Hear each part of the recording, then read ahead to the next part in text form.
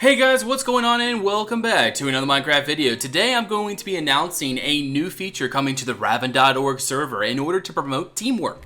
This feature will be called Guilds. Guilds is basically a group of builders focused on a team atmosphere where players unite under banners and gain server prestige through a group effort. So basically a rank that replaces personal ranks on the server. But in order to get to the next rank, you gotta work together in order to get there.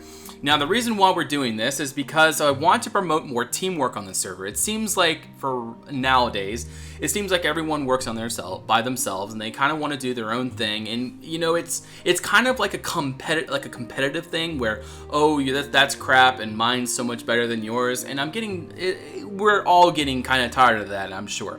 And a lot of you can probably relate to what we're talking about right now.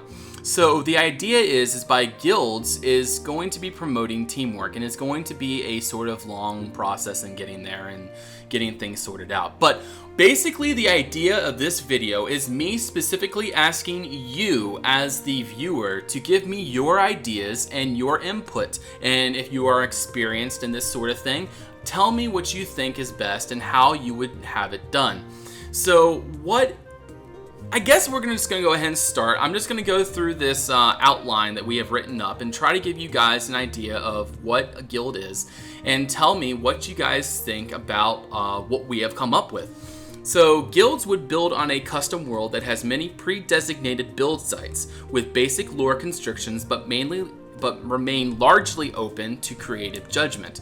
So in a sense, we will, as the map creators, create a basic lore. So this is where the humans are, this is where the orcs are, this is where the druids are, and then you guys build according to that basic lore, and then you create your own lore to that specific location. For example, we would decide on where the locations will be. So say if there's going to be a castle here. Alright, so there's going to be a castle on this ridge, overlooking this river, overlooking the town down there.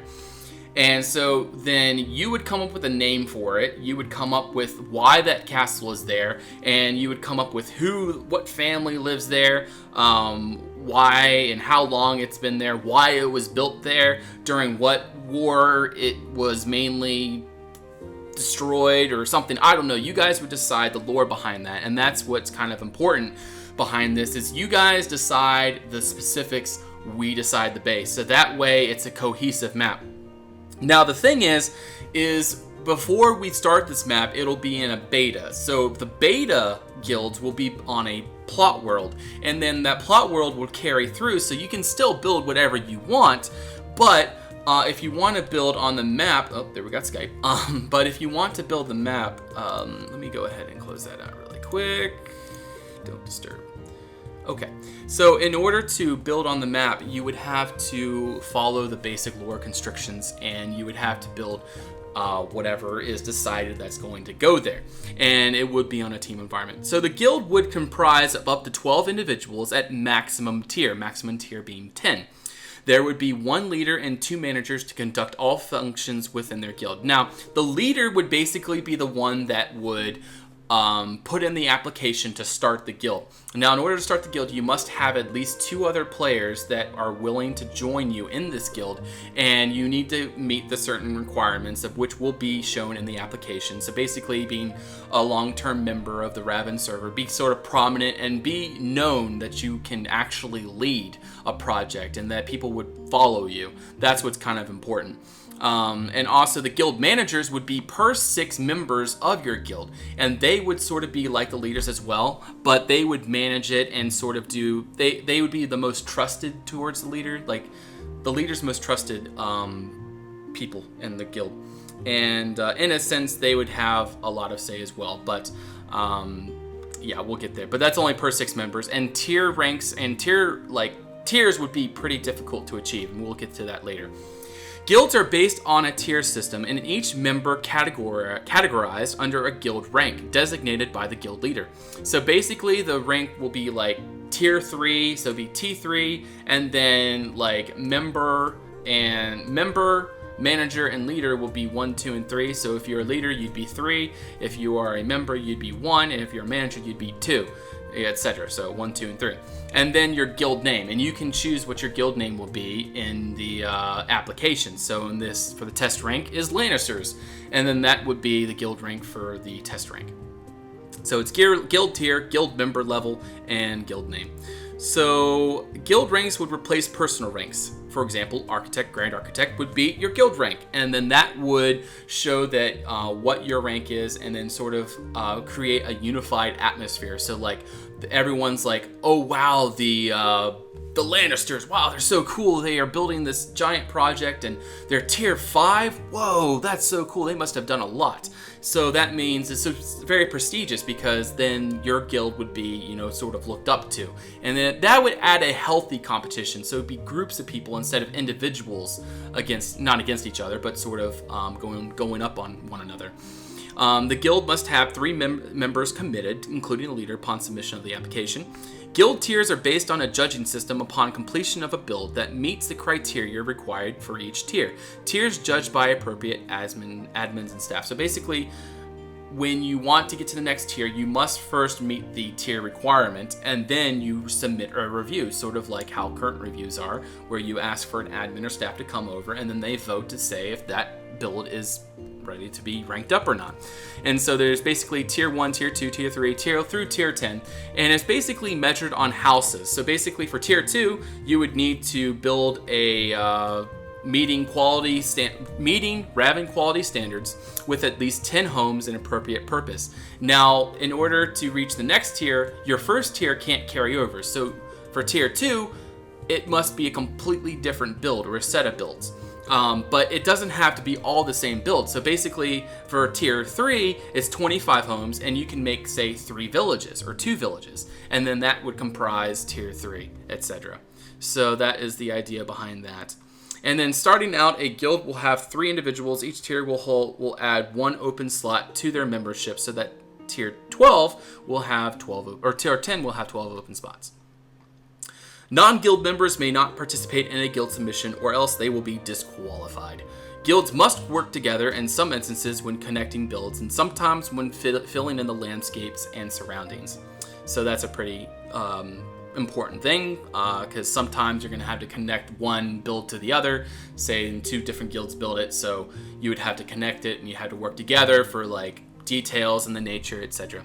So how to start the guild? All you need to do is submit an application, but you need to have your minimum rank requirement to apply, and that is going to be Architect. So in order to start a guild, you must at least be an Architect on the Raven server. Applicant must be distinguished long-term member among the community. So someone that, you know, if you, what am I trying to say? If you're leader worthy, you'll get it. But if you're not, you know, we'll kind of see that in the application, and you won't be accepted. And then we will judge on it. There'll be 5 votes necessary to pass. When the application is accepted, available admin will give them their guild rank. And then if the application is denied, then they can't apply again until the following month. Otherwise, they will be disqualified and things will get messy. So we don't want that. So what will guilds build? Guilds will be given a custom world to build on with a preset build sites, and decide what style to build there based on basic lore restrictions prior set. And basic lore restrictions will include approximately how big the build will be and basic genre. So if it's going to be a medieval build, then yes, obviously build a medieval build. Maybe it's a medieval fishing village, or maybe it's a medieval / fantasy town with a big church in the middle, you know, kind of like that. But, you know, it'd be basic lore constrictions. It won't be very, like, tight constrictions. Guilds must make an application and submit to admin telling what they plan to build, how it fits into the lore, and why it was built there. Each guild will make their own lore for their builds, keeping in mind the lore must fit into the whole. So basically, before a guild can build something, they first, in order to promote cohesion and teamwork, the team would get together and decide a basic idea of what they want to build. And then basically it'll be like the lore of the build, location, how things is going to be kind of laid out, you know, kind of why the build's there, how it was built, you know, kind of like just sort of like a backstory to it. And it's all going to be up on a document that we're going to try to organize up on the forums in order to get it as easy as possible. And then there's all kinds of guild world rules and stuff like that, which will be described later. But basically, that's guilds. Now, the map, so starting out, the guilds will be building on a plot world. So basically, think of a plot world bigger than C+. And that's where they can build whatever they want there. Like, that is their test grounds. That's where they can decide on kind of what they want to build and decide on how it will be built and sort of layouts and just sort of their test arena if they want it to be, or they can build their tier submissions on this plot world. But to build an actual cohesive build with the other guilds, they'd have to build on the custom world, which would be probably presented around December or so, where that will be introduced, and that's where people would be able to build this giant map. And we're thinking right now the map will be about 13,000 blocks wide and about 8,000 blocks tall. So that means it's going to be, well, you know, as far as width and length is concerned, or yeah, 13,000 long and 8,000 wide. So it's going to be like a longer map than wide. So anyways, that's the idea, and it's going to be built on the map. And so here's the map right here, so you can see that. And this is, you know, you have the different, the different places. You have Westguard here to the left, Rodden Rock in the middle, Windwood to the right, Stone Ridge, Sunderland's the crest, etc. And you have all that space that you can build on. And basically we'll have just specific little locations on where main things will be. So like things like camps, or maybe a small farmhouse out here, or maybe like hamlets, they won't be designated specifically on the map, but like towns and castles and stuff, that'll be designated. And then you guys decide on little things here and there what you want to add, especially for nature details, etc. So as you can see, the map is in early stages. Basically, tell me what you guys think. Tell me what you want to see in this project. Tell me what is like a major thing you would love to see in an RPG project. That is something that we're trying to get across here. We want your input. We want your thoughts. We want what you want. And we want to try to make this an exciting Raven project that will just explode into awesomeness. So, but yeah, keep that in mind, and would love to see what you guys think.